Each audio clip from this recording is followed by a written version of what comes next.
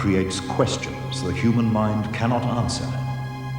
Out of reach, past all we can see, hear, and touch, beyond all we understand, lies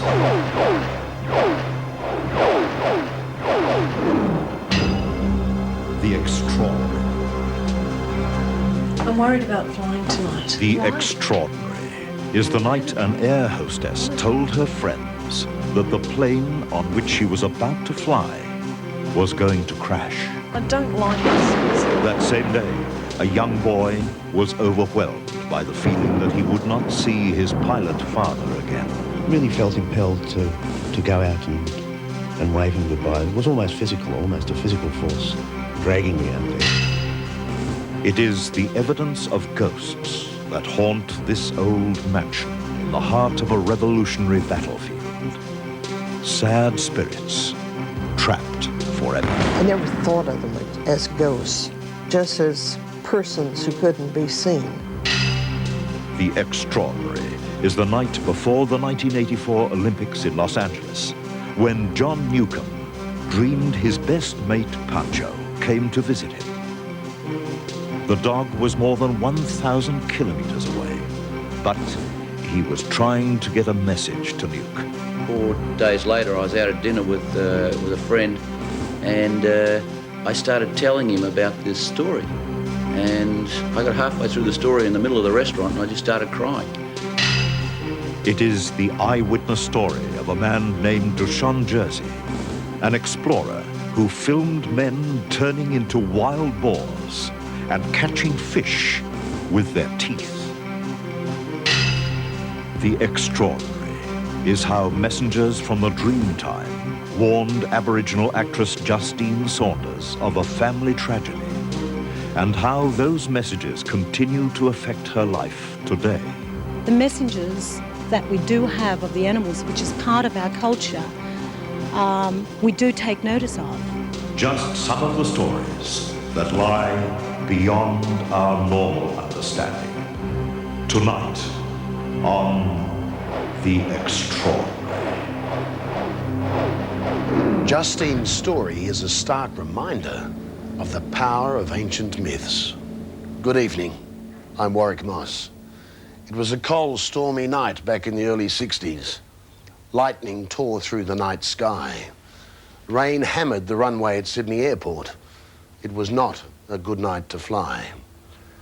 For hostess Aileen Keldy, the conditions were just as she had seen them, in a premonition. The frighteningly perfect setting for an air crash she knew was about to happen. Across the city, a young boy had a feeling of unease too, a strange foreboding about his father, the pilot of ANA Flight 325. Unrelated but strangely connected, the two premonitions were about to become reality.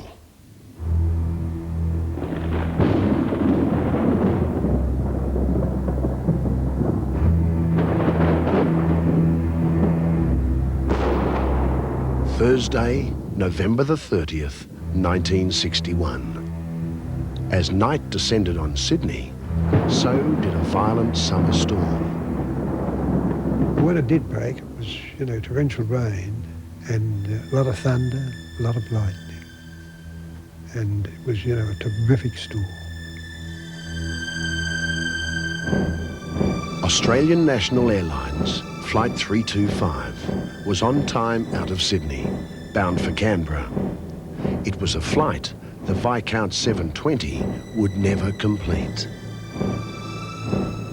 We believe that under the influence of one of these very heavy storms, it's likely that the pilot lost control of the aircraft. It was probably turned on its back and went, at least temporarily, out of control into a very steep dive back towards Botany Bay. And around that time, as the Viscount plunged into Botany Bay, an 11-year-old boy had a strange feeling, a premonition of disaster. His name is Robert Lindsay. His father was Captain Stan Lindsay, the pilot of the ill-fated Flight 325. And suddenly I got out of my chair and went across to the window, and they told me, I said something like, those poor people out there.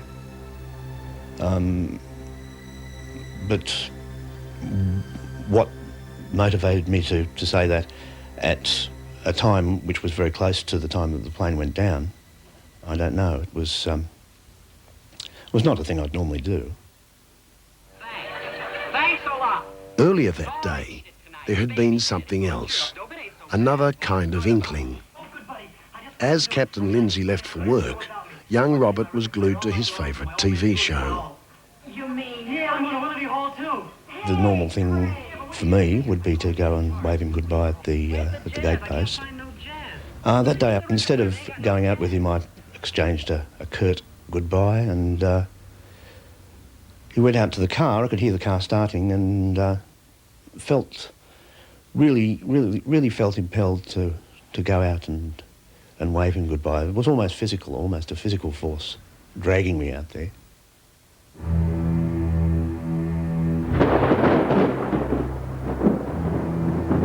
But other more powerful forces would determine the fate of Captain Lindsay and Flight 325.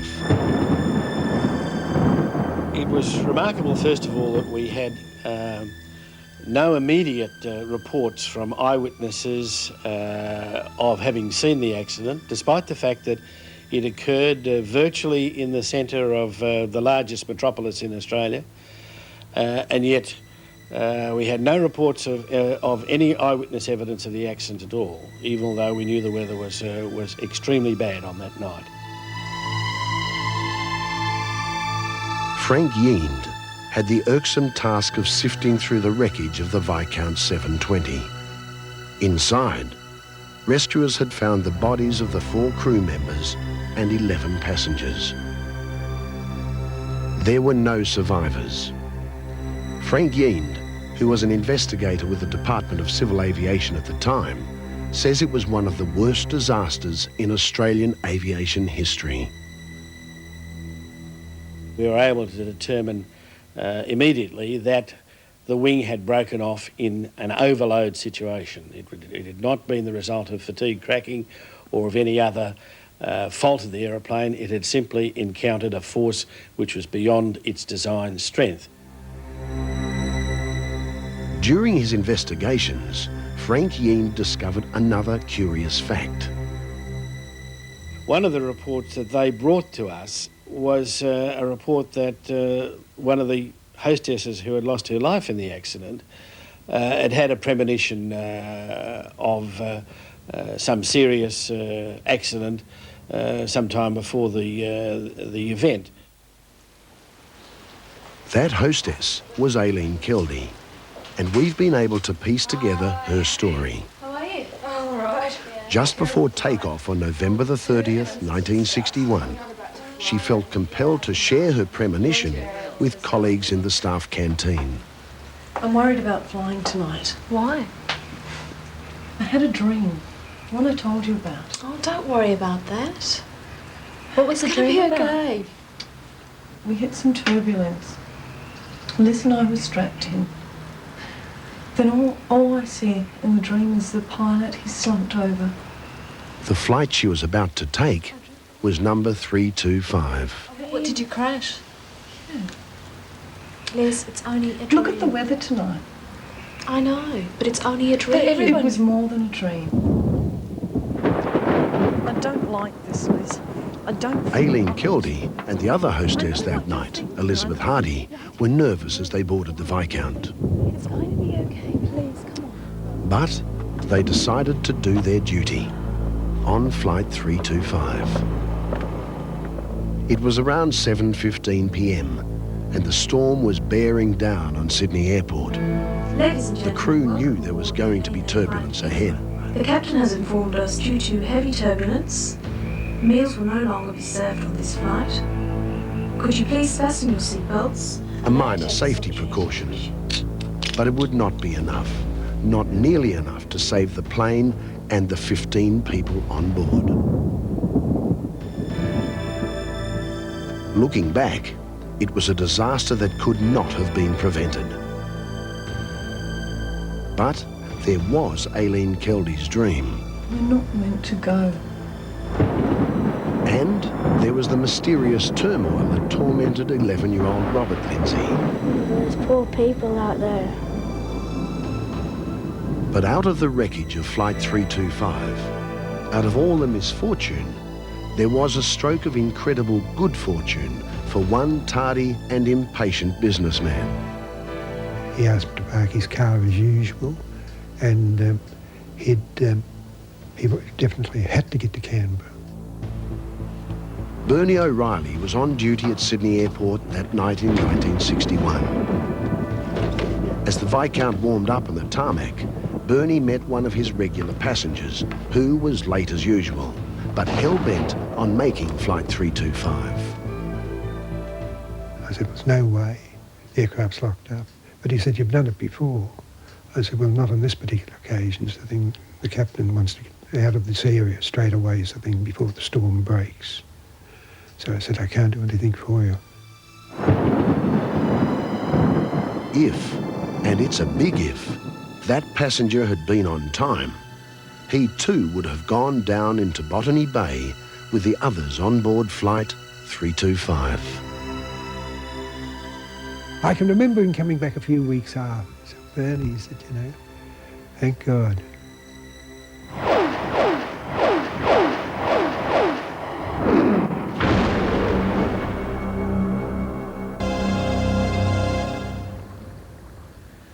John Newcombe is a straight shooter, a former Wimbledon champion, past chairman of the Australia Day Council, and international tennis commentator. John is certainly a prominent Australian. But there are things in life that Nuke finds hard to understand, things that he can't explain. Like the night before the opening of the 1984 Olympics, and a dream about his best mate, Pancho.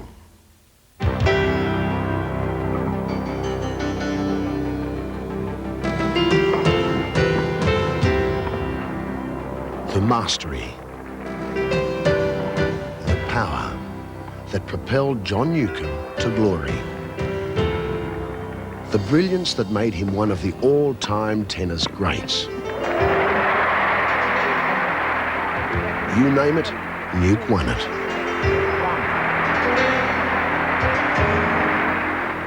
The Australian Open, the US Open, the World Championship, and of course, Wimbledon. Not once, but 3 times. These days, though, he's moved on from centre court to the commentator's box, from tennis rackets to tennis ranches. Flip through the photos in his Sydney office and you find that Nuke certainly has friends in high places, from the Australian outback to the Oval Office in Washington, DC. Presidents aside, there's one pal that's still there, with pride of place on the master's desk. A bitzer called Pancho, who was a present to Newcombe and his wife, Angie, from the chef on their Texas ranch. In late 70s, we were given Pancho as a little baby, and he grew up with us as a family from that moment on, and we became very close. He was there when all the children were born, and was really just like one of the family. There was a unique bond between Pancho and Newcombe, but they were often separated as Nuke's business took him around the world. However, despite the physical separations, Nuke always felt close to his little mate.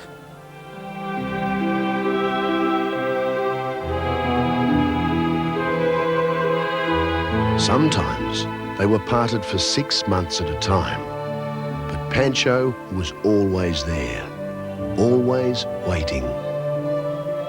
The people at the ranch, my partners there, used to say it was incredible that a day or two before we were due to come back, Pancho would start hanging around our house again, and prior to that he would just be with people that were looking after him on the ranch. But he seemed to have a sixth sense of when we were going to arrive, And this wasn't just once, this seemed to be every time that this would happen. Then came 1984 and the Los Angeles Olympics, one of the most nerve-wracking challenges of John Newcomb's career. The opening ceremony was coming up on the Saturday afternoon, and Friday night I went up to my room and got into bed and just got some room service, and by 9:30 I was asleep and a little bit nervous about the day coming up in front of me, and my mind was totally on that, and because I had to MC the opening ceremony for all the way, back to Australia. So during the night I had this dream that Pancho came to me, and he was naked, like he didn't have any fur on his body, and he came to me and sort of came right up to me and gave me a little sort of pat with his hand, and then went away again. I woke up in the morning and ordered some room service and didn't really think about this, but it was in the back of the mind that I'd had this strange dream. And I'm halfway through breakfast in my room and the phone went, and it was Graham Mosley, one of my partners at the ranch, who's actually from Armidale here in New South Wales. And Graham said, look, I'm sorry to disturb you. I just rang up Angie in Australia, and she said that I probably shouldn't say anything because you've got the opening ceremony today, and she knew you were a bit nervous, but I knew you'd want to know. I said, what's that? And immediately, thinking something was wrong, and Graham said, well, Pancho died last night. And it was just, I couldn't speak. And I just sat there, and it was about a minute, and Graham was saying to me, are you still there? Are you still there? And finally I just said, yeah, thanks for telling me. Still in shock, Newcomb faced the challenge, and millions of viewers back home in Australia. It was the spectacle to end all spectacles, and throughout the telecast, Newt contained his grief. And it was about 4 days later, I was out at dinner with a friend, and I started telling him about this story. And I got halfway through the story in the middle of the restaurant, and I just started crying. It was about 15 minutes before I could stop. And it was like a grieving came out from me. And I got to say that I'm not a believer in that sort of thing, although I think I've got an open mind to, anything is possible. And it certainly opened my mind that, there had to be something there, because I'd never ever dreamt of Pancho before in my life.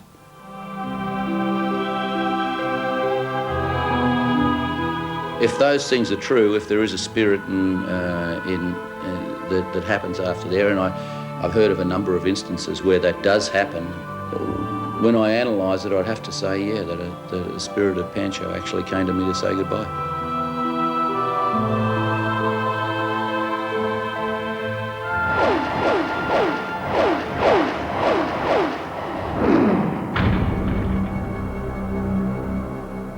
Early morning, as the fog rolls down the valley from the Canadian border and the sun is kept under wraps of mist and lowering cloud, they say you can still hear the distant echoes of gunfire from the old muskets of fallen soldiers. Sometimes the pained cry of a revolutionary as he's hit. In all the battlefields in all of history, none carries as many legends of ghosts as this.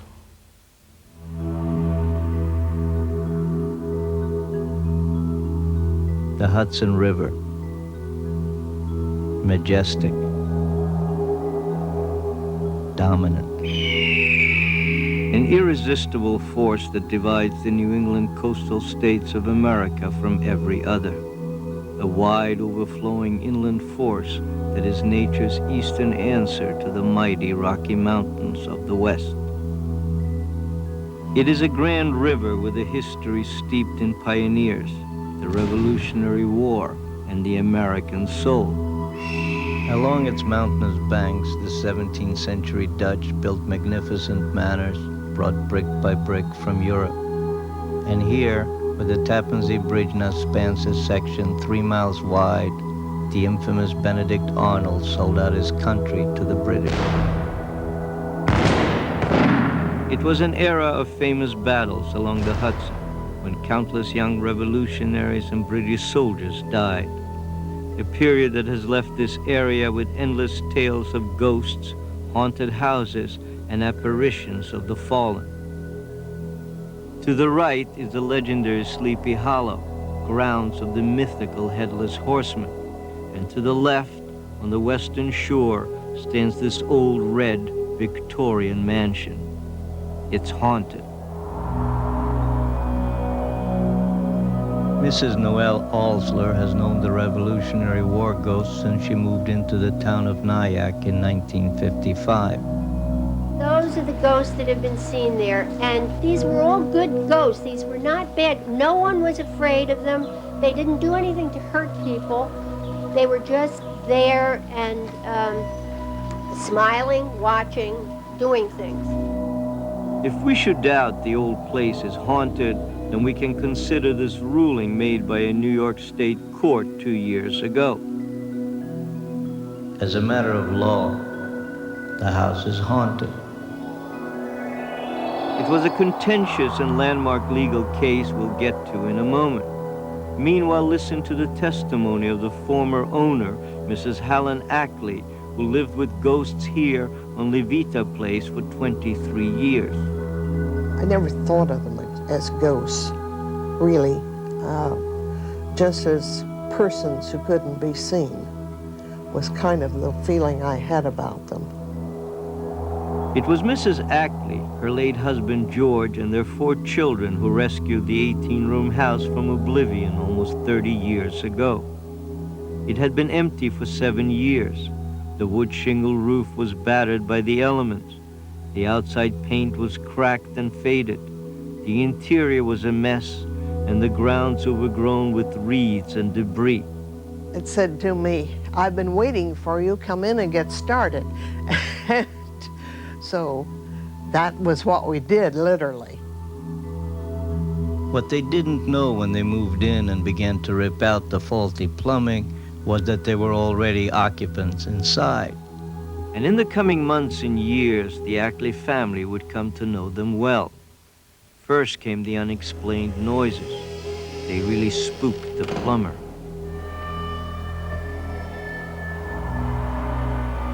Then the swinging chandelier. The light would sway, or the cord would sway in the light. And then it occurred to us that the cord was not swaying in relation to the wind or air. The cord would start up by itself and sway back and forth and back and forth. And someplace on the ark, it was as though someone had held up their hand and it swung into the hand.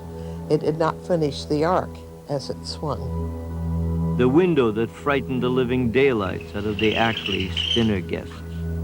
The window would fly open, and it was one particular window. It was not all of them. I mean, this was just perfectly normal for our house, and we accepted it that way. And Mrs. Ackley, who misses her invisible house guests now that she's moved to Florida, treasures a few special memories, like the night she was standing at the window, overlooking the magnificent expanse of the Hudson River. As I stood storing the magnificent memory, someone was standing beside me, very close beside me. It's a beautiful view, isn't it? And we just kind of stood in a communion type of feeling, looking out at how beautiful the water was. Her children have special memories too. Daughter Cynthia had her own spiritual alarm clock, the ghost who shook her bed like crazy when it was time to get up for school. And lots of other memories flood back, like gifts from the family ghosts. I think that they just left them because they liked us. They are fond memories of the day she and her beloved George raised their 4 children in a house full of ghosts. But before she could leave her old home in peace, these same episodes would land Helen in court and cost her thousands of dollars. The world eventually became interested in the Ackley Mansion ghosts after newspapers printed articles about the goings-on in Nyack. Psychics from as far away as Britain asked to hold seances in the house, and Mrs. Ackley always gave permission.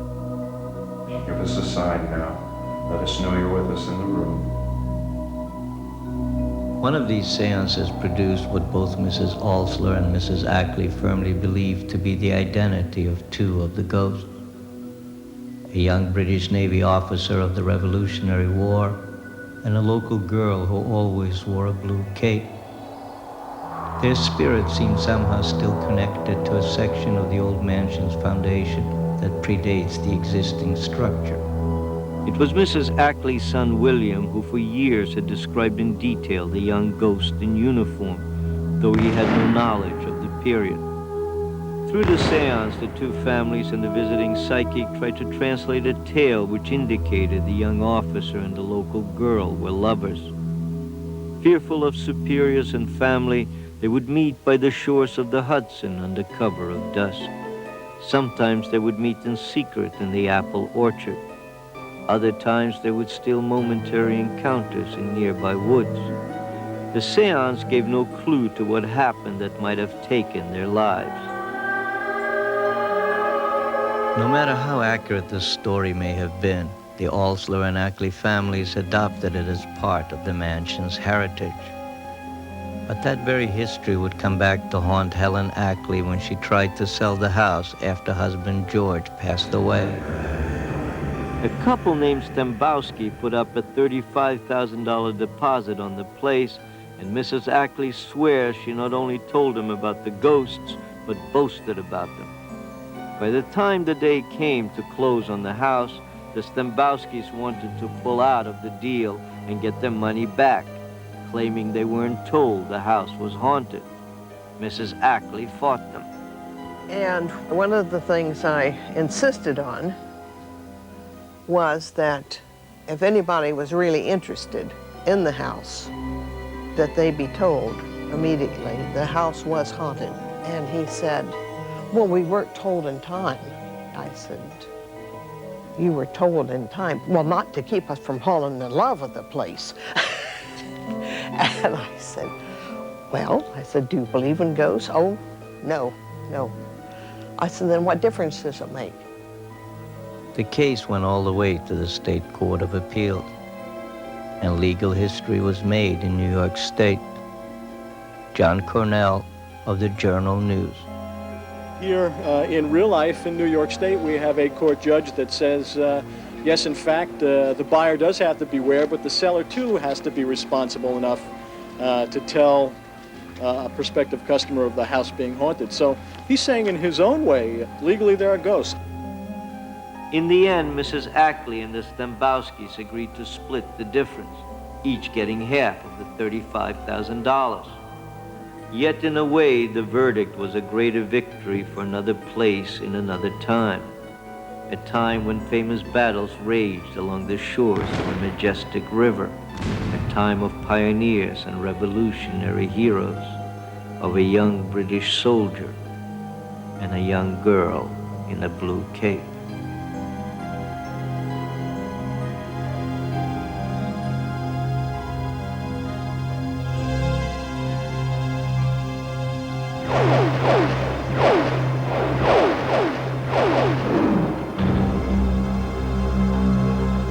We're about to meet a very unusual man. He's an explorer, anthropologist, writer, producer and director. He was born in Czechoslovakia, raised in Africa, is a citizen of Belgium and lives in America.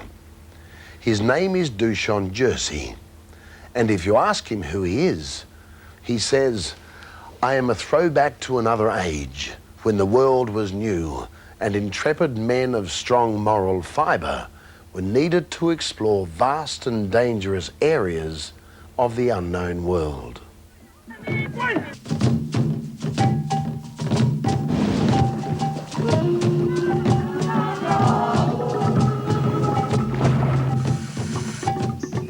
By the time he was 13, Jersey's most fluent language was Swahili. He grew up with native village children and customs and rituals that date back centuries. In his adult life, Jersey has built a reputation as a modern-day Indiana Jones, fearless in the face of headhunters and tireless in search of the undiscovered. And it was in this quest that the amazing Jersey shot the film we see here. In a small village in central Java, an age-old sacred ritual is taking place, the ceremony of the initiation by the shaman or spiritual leader. The minds and spirits of these men, Jersey insists, are literally being turned into the spirits of wild boars.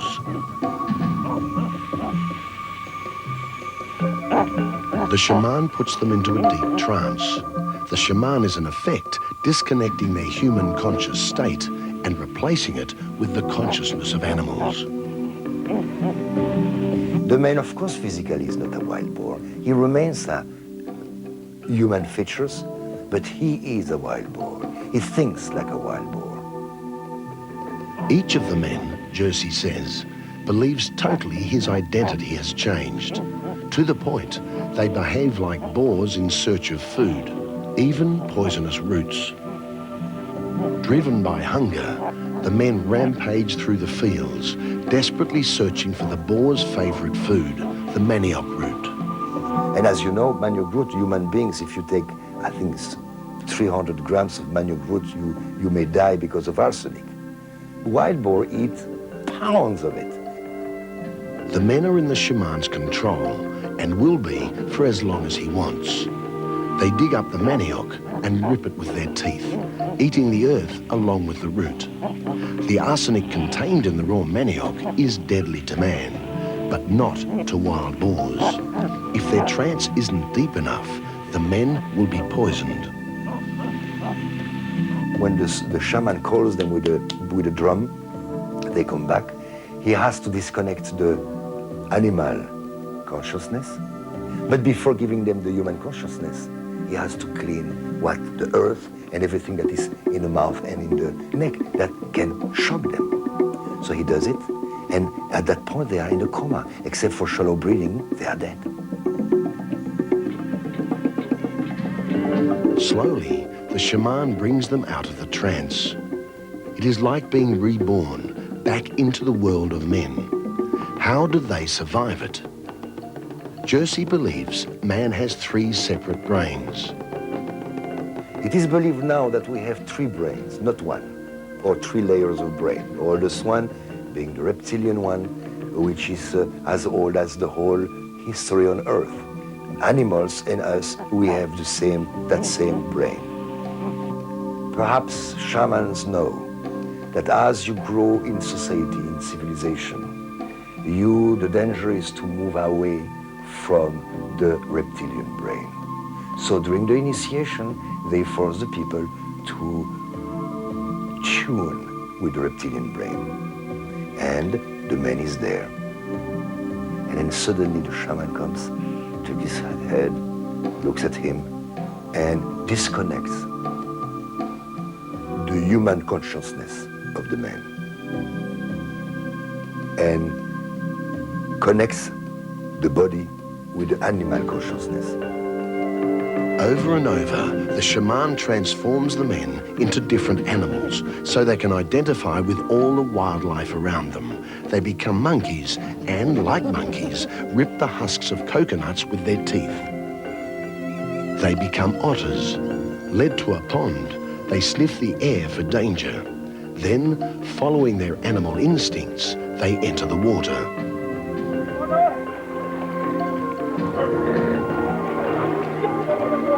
Slithering and sliding, they search the pond for food.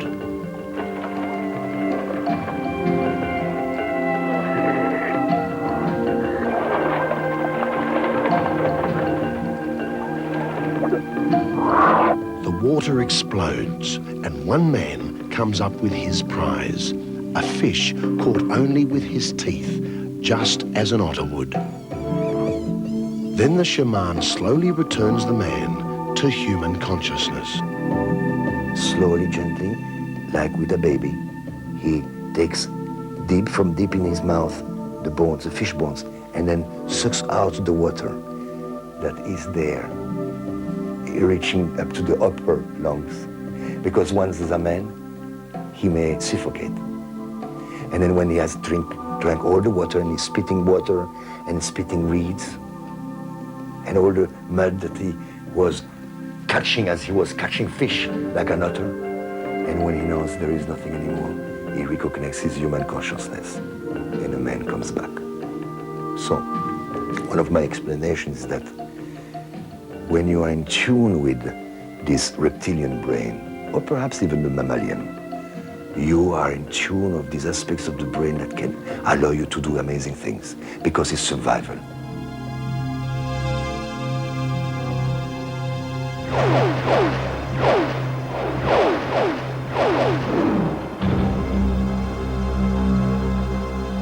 Is an actress. She's played prominent roles on stage, on television, and in Australian movies. Justine's Aboriginal and very proud of her heritage.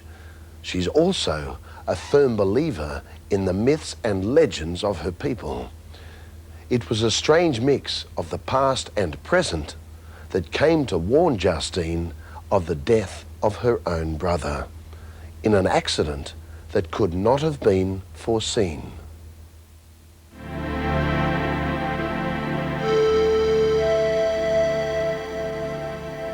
Justine Saunders has carved a distinguished name for herself in the notoriously tough world of theatre, television and movies. Her career has spanned more than 20 years, building from bit player to star. There was perhaps her most widely acclaimed screen role in the gritty Bruce Beresford film The Fringe Dwellers, the story of survival and triumph in the Australian outback. And you could tell her we could do with a bit more bacon. Then, just recently, the big-budget movie with a cast of international luminaries, Until the End of the World. And, of course, the actor's bread and butter, local television dramas like A Country Practice. Whose land, Mr. Paget? Justine was one of 7 children. She grew up in Queensland, but the family was separated early on by the white man's decree that black children should shed their tribal ways and be assimilated. Her present is the world of spotlights and cameras, but her past is deeply embedded in the dream time of her ancestors. One of the things with our backgrounds is that we see a lot of things in our dreams, and it's a part of our culture. It's something that I've accepted for a long time. And also we have certain animals that are like a certain bird that you hear, whether it's sometimes a cry would mean someone's death, someone's very sick, or someone's just about to have a baby. There's also certain animals that we have that are messengers. Sometimes the messages, the premonitions, come in the form of dreams. And in Justine's case, they came just after she moved to Sydney to begin her career, just over 20 years ago. She remembers those dreams vividly, how they began with a tranquil pond, how sometimes they were in black and white, sometimes in colour, and how they recurred night after night for almost a week. There were trees there, and one of the most largest trees that I'd seen that stood out in my mind was the weeping willow. The branches were dipping into the water, and on the water, which was very blue, were lilies and also other water plants. I could smell a freshness about it and the coolness of it. And there was a wind that was slightly blowing, that was cooling on my face. And this was before I looked up and I saw there was this hill that was there in the distance. And on the top of it was a building. And there were people. There were people there that were walking up towards it, and they had something between them which I couldn't quite tell what it was, whether it was a box or some large thing that they had between them. And I was finding myself wanting to move towards there, but I found myself being held back, and then it stopped. And the thing that struck me then was the stench. And I looked down, and there was it was like stagnant water. It just came up to my nostrils, and there weren't any bright lily pads there anymore. It was just dead things. It was like a residue of rubbish that had built up in this water. And I looked up again, and I was trying to walk towards there, and found myself still being held back. And that's where the dream stopped that night. The sights and the smells in those dreams puzzled Justine. She was convinced someone was trying to contact her. But who was the messenger? And what was the message? What Justine did not know was that at around that time, one of her young brothers had set out from Queensland on his motorbike. He was headed for Sydney and a reunion with his sister. It was a journey he'd never complete. A journey cut short by a tragic road accident.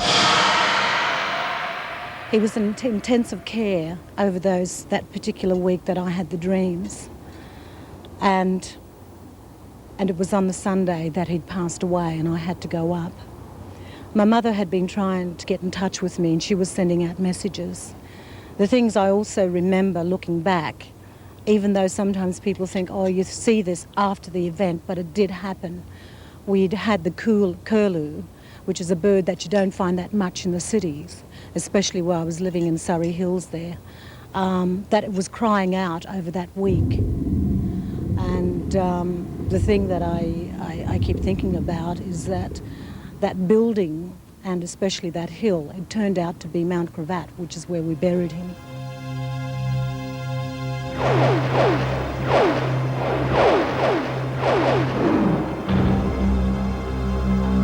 9 years, Dr. Elizabeth Rudy, an epileptic, shared an amazing secret with her pet dog. Moments before a seizure, the golden retriever barks wildly.